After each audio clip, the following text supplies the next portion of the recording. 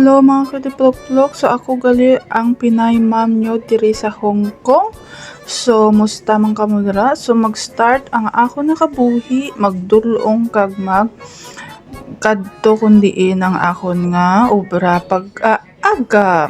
So aga pa ko naghatod sa akon nga bata batuta sa school guys. So are best in walking na ako. So pagtuli ko, so magluto na ako sang pagkaon sang akon nga banabel. So while nagaluto, best in saot-saot ako kay nagbugtaw na ang bata ko. So ari na mamutos na kita sang balon sang akon nga bana.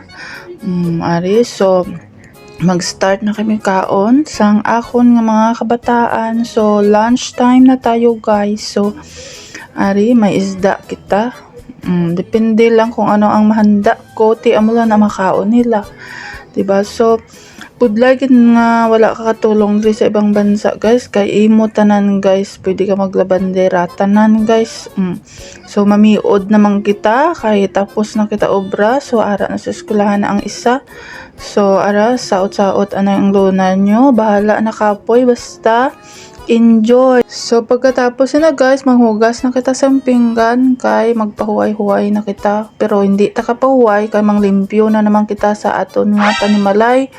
So ara guys, so ang akon ginaspray amo na siya ang akon ginagamit softener.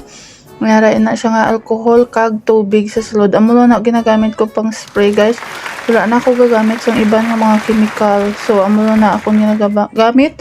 Softener lang kag tatlo lang, tubig kag alcohol para at least healthy man ang mga bata kasi syempre kung higko ang lamisa ta pati ang sadalom, so best kailangan sprayhan pati ang aton nga mga sofa sprayhan mo sang amo na mahamot pa kag ma-sanitize pa ang imo nga balay guys kay ginabutangan mo sang alcohol sa sulod sang imo nga pang spray. So, diba? So, amo na ang kabuhi isang Pinay ma'am diri sa Hong Kong. Kay wala kita katulong. So, antos kita nga sarili ta ang mag-ubra. So, kay syempre, may ara pa kami time paghapon. So, mag-football kami. So, banding time sa akon nga mga palangging. So, pagpuli, mag-drawing, painting na naman sila.